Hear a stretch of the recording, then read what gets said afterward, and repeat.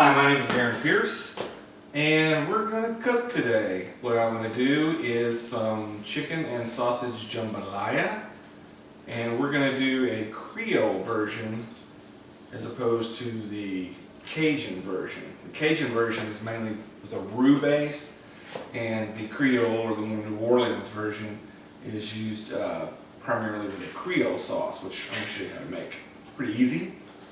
And we're going to get started here. And the first thing we got to do is we've got to get all our vegetables chopped. Because the way I like to do my jambalayas is in a two-part process. I like to get all my vegetables started to cook down, get the meat in there, get that all cooked, get the sauce ready to go. Then I put my rice in, and then we go to the oven and let the jambalaya finish in the oven and let all that rice absorb all those good flavors and really get it to gel up and really taste really flavorful, because that rice is pretty bland. Now, one of the reasons I'm doing this is this is our go-to meal pretty much for when we entertain or have company. And a lot of people ask me, how do you do it? Can I have the recipe? And I don't really write this stuff down. About the only thing that I really follow directions on is when I bake. And I'm not a big baker, but I mean, with baking, you have to follow all the rules. Especially with Southern and Cajun and Creole food. You can be pretty fast and loose with your ingredients, your spices. Go with whatever you got that day, whatever looks good, whatever's in the refrigerator. Okay, so what I'm going to do here is I'm going to start with red onion. I like red onions because they look better and they've got a little flavor, a little more of a bite to them. The downside is they seem to be a little bit more fragile. The yellow onions and the white onions, they tend to stay, you can store them a little bit longer, but the red onions, I just like them. I think they taste better. Now, I learned the hard way on how to peel tomatoes. I used to work for Johnny's Pizza when I was in college, down in Monroe, Louisiana, where I'm from. And you had to do all the onions. When you were a manager, you had to do all the onions that afternoon before they let you go. So we got really good at cutting onions.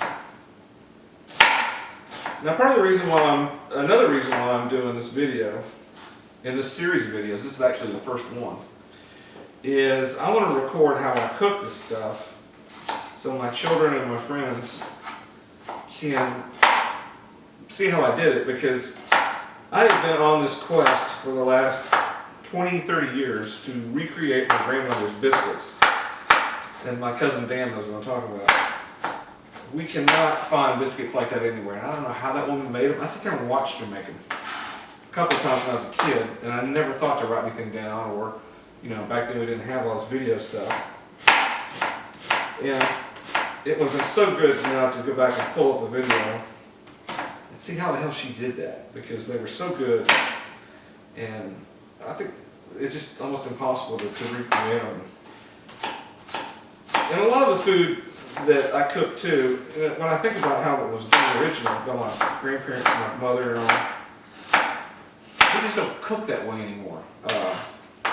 We don't use bacon fat, things like that. Alright, so I've got my red onions here. I don't know if you saw how easy that was. There's no reason to buy anything like a mandolin or a Ronco pizza chopper. You learn how to use a chef's knife. It just cuts itself. And this isn't French cooking either, where you want everything to be immaculately the same way. You want this stuff to have different colored, different sizes to the onions, because it'll cook different and it gives a different texture. And now I've got just a plain old bell pepper. A lot of people make a big deal out of what they call the Cajun Trinity of onions, bell peppers, and celery. Now, I myself can't stand celery. Nobody in my family likes celery. So, as far as I'm concerned, the Trinity is actually, to me and to most of the people I know that cook, is we replace garlic with the celery, and that works, I think, really good. I like to bring out the garlic, although will admit that I will cheat with garlic and use the pre-cut stuff. Not because it's any better, just because it's cheaper. It's not even cheaper, it costs more money, but mainly because it's just convenience. Although really, popping one open and hitting it with the back of a knife, it's not even really that hard. Hey, with these green bell peppers, I don't know if you see what I'm doing here. I am cutting out this membrane here, because that's where the bitterness is on a bell pepper.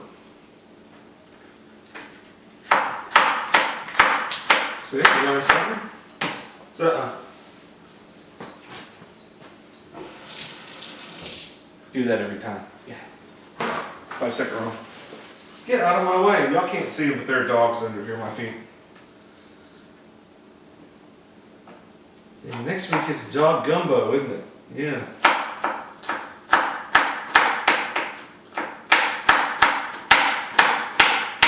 Don't tempt me. Okay, so we're finishing up this.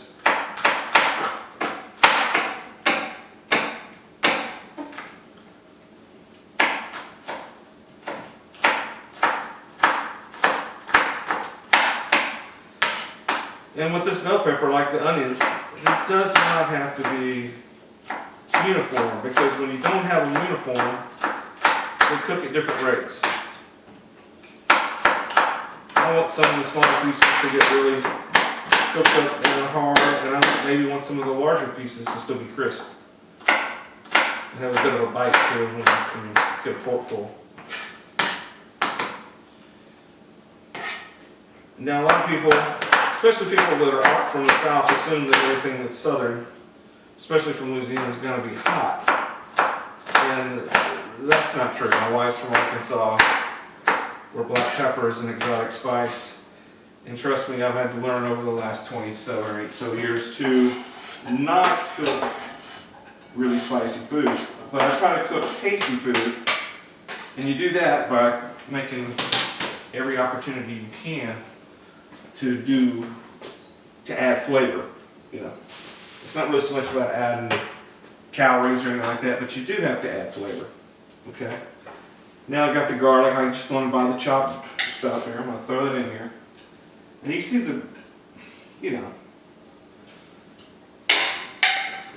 now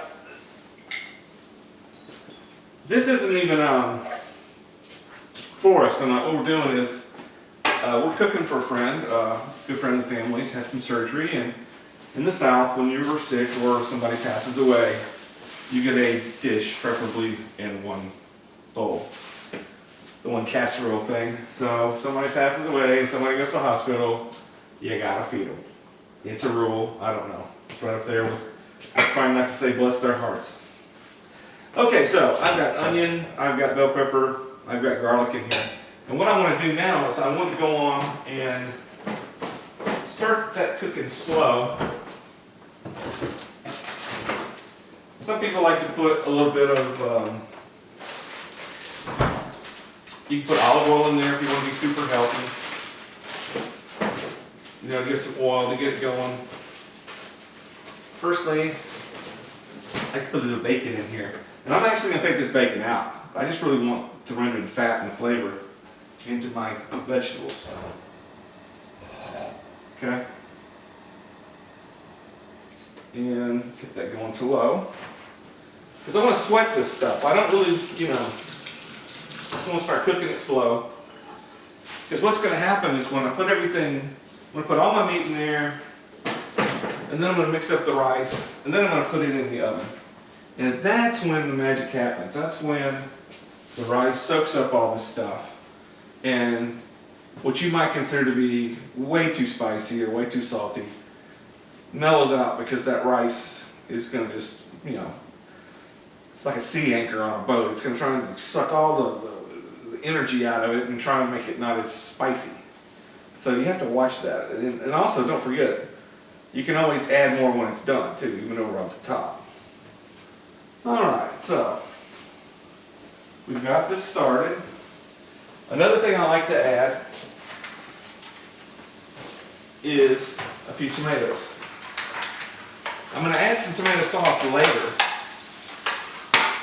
but I'm going to add some whole tomatoes. Now you can use canned whole tomatoes, which I use in some dishes. I use those in my salsa, which I'm going to be doing a video on here in a couple of days. Now the one bad thing about using whole tomatoes in something like this is if you don't try to get some of the skin off, it's going to roll up and it's going to be just like little red strings in there. So I like to go on and just peel around the edges like this. Some people, you can boil them, like blanch them real quick and get the same effect. And then put scar on them and the skin will pop right off. But I like to just go on very carefully with a good sharp knife. Come around the edge there. And just take just a little bit off and get that skin.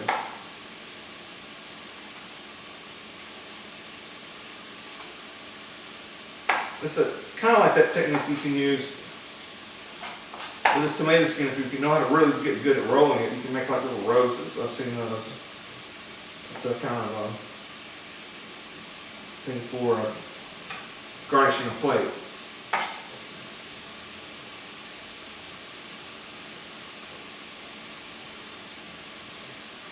A lot of my friends are going to see this because I'm going to put this on YouTube and on Facebook.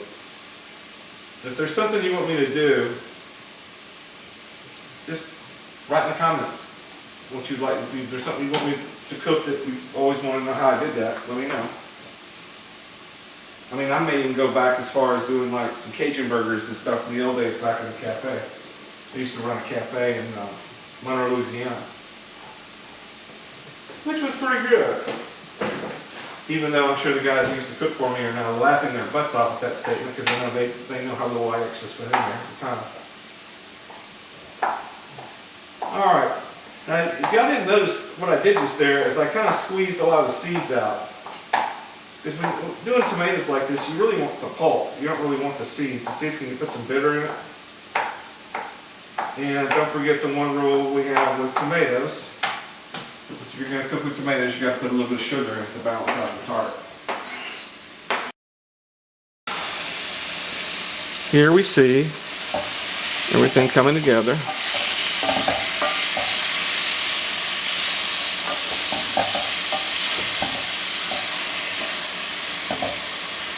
See all those beautiful colors. And we're just going to kind of slowly cook those down. Those onions get a little translucent. The garlic opens up with some flavor, okay? So, we've got everything going here under low, medium heat.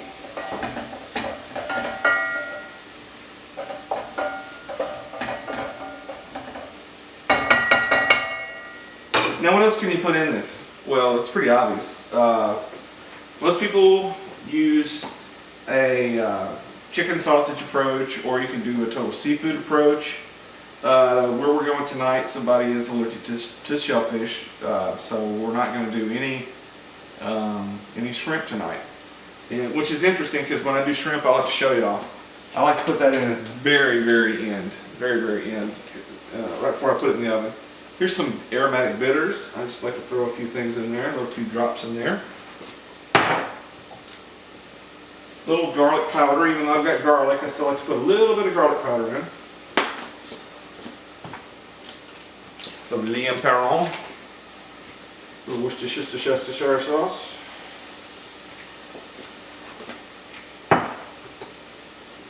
Some black pepper. I don't know why that did that. I do that every time with this stuff. I'm gonna be careful with that. I can make it.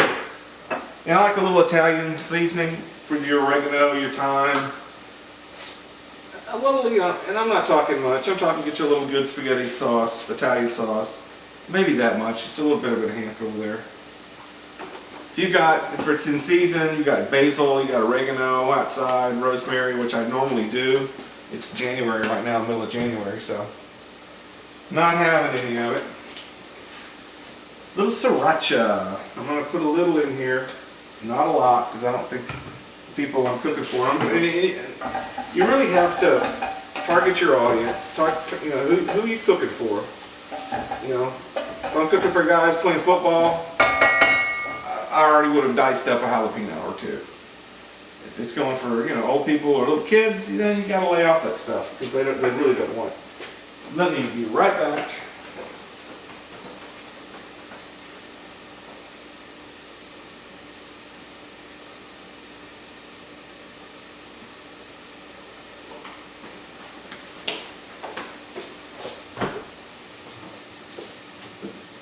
One thing I do when I cook is, as little as possible, use water. I like to use the stocks or the broths, because if you're going to put water in there or liquid in there, at least put something that's got some flavor to it.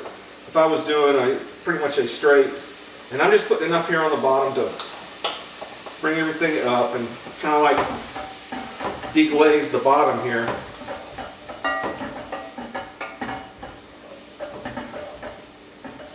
Let that finish what it's doing. And this is also what I'm going to use when I put my rice in. Let's turn that down some more here. There are a few can things I like to throw in here. And the can opener here. There it is. I like these Old El Paso chopped green chilies. I put them in my salsa. I'm not even going to use a whole can of this. But I do like a little bit of it. It gives it a little bit of a bite. And it's not really hot, but it's just flavor. That's what we're trying to do, is put some flavor in here to balance the blandness of that rice. We're going to touch that rice is going to be bland. And another thing about my rice is I don't even use Louisiana whole grain rice. I use jasmine rice, the aromatic rices, because they just smell so good, and they've got a little bit of the flavor of their own. And I'm kind of like, you know, why use all the flavor you can get, right? This is parsley. Like parsley. I do not like cilantro, and that's just me. And I've read that people are genetically disposed to like cilantro or not like cilantro. So whenever I cook it, or go to certain places, I have to remember to say no cilantro. Especially Thai. Don't like cilantro in Thai. Here's my daughter walking in and thinks I'm crazy. No, what are you doing? I am recording how I make sausage and chicken jambalaya, because I'm making it to take to Kennedy's tonight. Oh. This is Madeline. Say hello, Madeline. Hi. What are you recording this for? And for you, for later on, when you might want to go, well, I don't know how my dad did that. I'll go, wait a minute, it's on YouTube. Duh. I think you're crazy. Thank you. All right.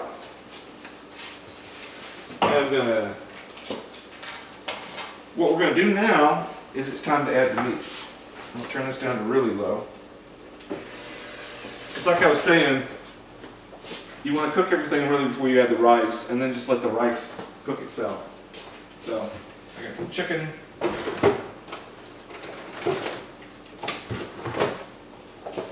Everybody makes a big deal about andouille sausage. It's been like the sausage you have to use in jumbos and jambalaya. But a lot of people can't get it. Or if you can't get it, it's like 5 times what the other stuff costs. So what I like to use is Polish kielbasa. Don't use smoked sausage. Smoked sausage is going to give it a real weird wang. And that smoky flavor will kind of overpower stuff. You want a flavorful sausage, but you don't want something that's going to take it over. Okay? So we're going to go on and dice these. Not dice them, but just slice them up. As we can see in here, my vegetables are translucent. I've got my sausage and my chicken going. And now I'm going to crank up the heat a little bit more to get that chicken cooking. And Pretty much I'm built gonna everything we in here that we have to make a Creole sauce. Some tomato sauce. Okay, let me show you what we got going on here. Here we see we got our pot of jambalaya. Our chicken's cooked. Our sausages had a time to release some of those oils and some of those spices. We've got a nice little Creole thing going on here for us. I got a few more things to do, and then we're gonna go on and get that sucker in the oven. First, let me get back here.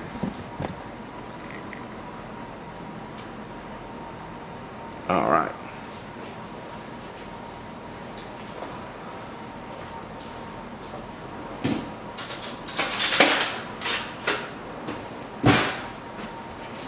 So one of the main reasons of doing this in a two-stage method is that while it's really good and hot, we're going to put it in here and then put it in the oven. You can do it. You can go and put the rice in right now in the extra fluid, but if you're really not careful, it can burn the bottom. So as a rule of thumb, this is the way I usually do it. Okay. So cut this off. I'm going to make a last attempt here at the spices and make sure it's all right.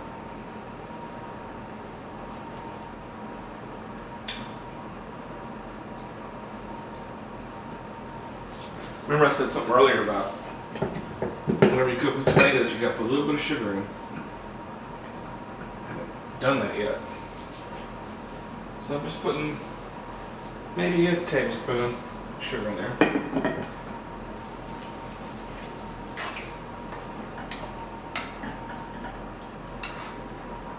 And the people I'm cooking for are really probably don't want it very spicy, so I'm not going to really do anything hardly at all.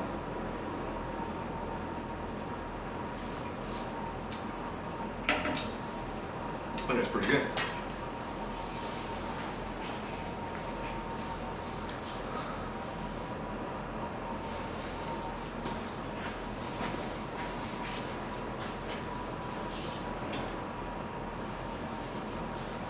Okay, so now that we've got it spiced the way we want it, we're going to put it in. I like to use these aluminum pans. The cleanups, you know, they don't have to clean it up. It's easier to transport to people's houses. Or, you know, if you got a big party, you just put it out on the buffet line. Alright, so we're going to put that in there. You can see that good Creole sauce coming in there on top.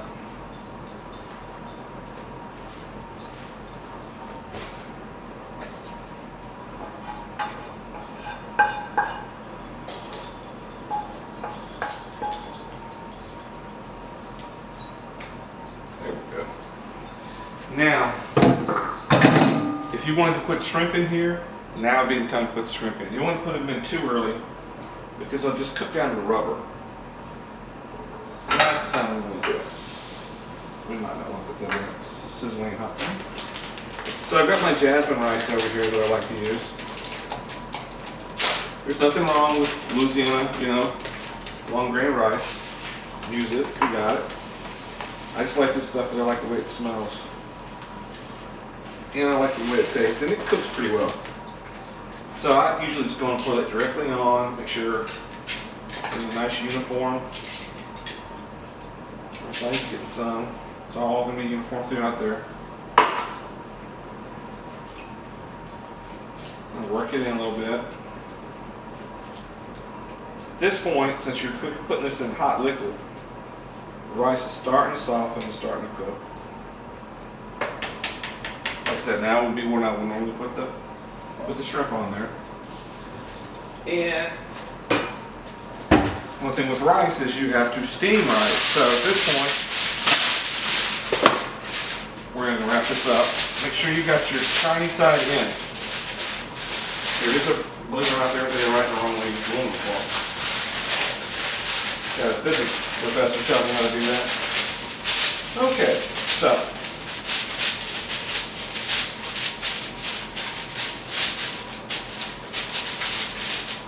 That is all good and steam tight.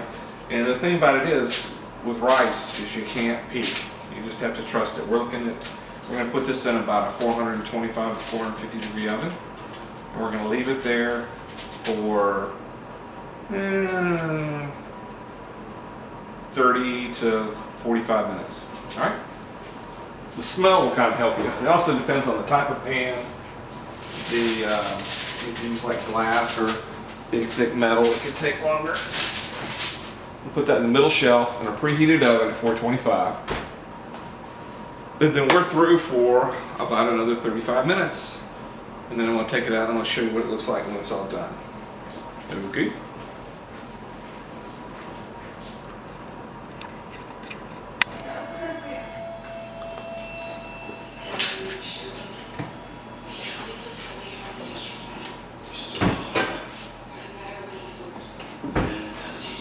Alright, it's been about 25 minutes and we're going to have a look because I want to make sure I got enough liquid in here for my rice. So we'll put out. And normally you don't want to do this that much, but I was afraid I didn't put enough liquid in. Oh, it's looking pretty good there.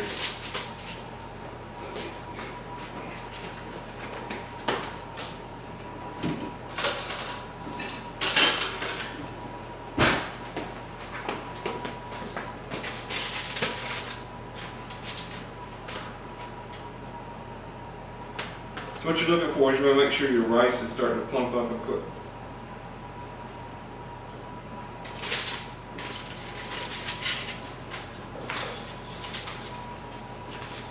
And it is. It's pretty good. All right. So I'm going to take this out and let you see it.